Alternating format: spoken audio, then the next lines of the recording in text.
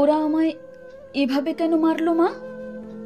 মা, আমি যেমন ডিউটিতে যাই সেরকমই ডিউটিতে গিয়েছিলাম, কিন্তু আমি তো জানতাম না যে আজই হবে আমার শেষ দিন।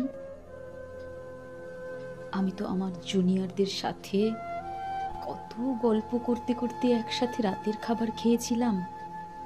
জানো মা, অনলাইন থেকে অর্ডার করে আনিয়েছিলাম আমার প্রিয় খাবারটা, ওটাই আজ খেয়েছিলাম। তখন যদি একটু বুঝতে পারতাম এটাই শেষ খাওয়া, এটাই শেষ গল্প। ডিউটির বাঁধনে আমি যখন ক্লান্ত হয়ে গেলাম মা, আমার দু চোখ ঘুমে বন্ধ হয়ে যাচ্ছিল, একটু শরীরের ক্লান্তি মেটাতে গেলাম, তখনও যদি বুঝতে পারতাম মা সারা জীবনের মতো বিশ্রামে চলে যাব। তখন ভোর রাত, আমি ওয়ার্ডে একা। তখন ভোরের শীতল বাতাসে আমার একটু ঠান্ডা লাগতে আমি লাল চাদরটা ঢাকা দিয়ে একটু চোখ বন্ধ করেছিলাম শুধু। সেই সময়ের অপেক্ষায় থাকা ওরা আমার সাথে, ছি মা, আমার খুব কষ্ট হচ্ছিল জানো তো। অনেকবার আমি বারণ করেছিলাম, চিৎকার করেছিলাম, বাঁচাও বাঁচাও, কে আছো বাঁচাও, কিন্তু কেউ আমার চিৎকার, আমার আর্তনাদ শুনতে পায়নি জানো তো মা। আর ওরা আরো পশুর থেকেও বিচ্ছিরি ব্যবহার করতে লাগলো। আমি ওদের হাতে পায়ে পড়লাম জানো তো। আমি এটাও বললাম, আমাকে ছেড়ে দাও, দয়া করে ছেড়ে দাও, আমি কাউকে কিচ্ছু বলবো না, আমাকে যেতে দাও।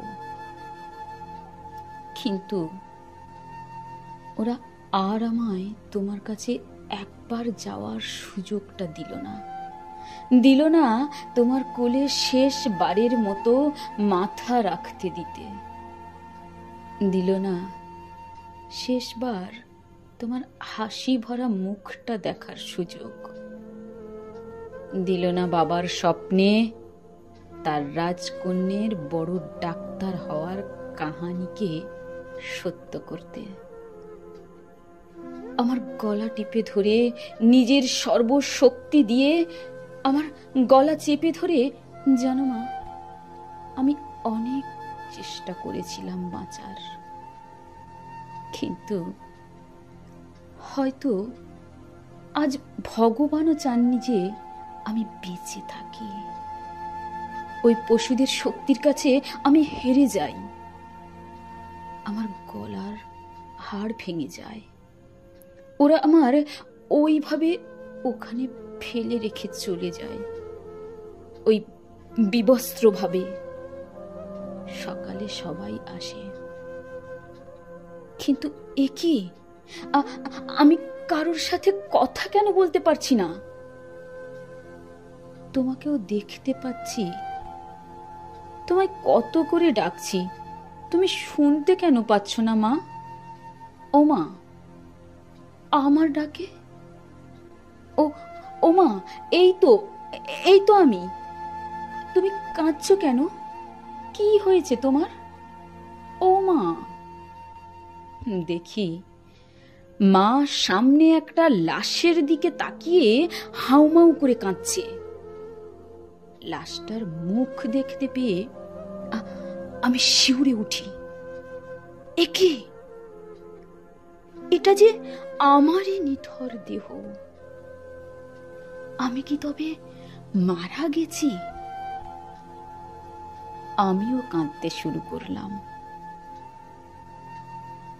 সবাই আমার মৃত্যুতে শোকাহত। সারা দেশ দুনিয়া আমার মৃত্যুর ঘটনা আপাতত জেনে গেছে। সবাই বিদ্রোহ করছে, কিন্তু আমি আমার নিথর দেহের দিকে তাকিয়ে রইলাম। আমার শেষটা তো আরো ভালো হতে পারত মা। দেখো না মা, ওরা আমার মুখের, দেহের কি বিচ্ছিরি অবস্থা করেছে দেখো মা। আমার চিৎকার করতে ইচ্ছে করছে, কিন্তু আমার আওয়াজ এখনো কেউ শুনতে পাচ্ছে না। আমি এতগুলো লোকের সামনে চিৎকার করছি, কিন্তু কেউ আমার এই চিৎকার শুনতে পাচ্ছে না। কেউ না, কেউ না।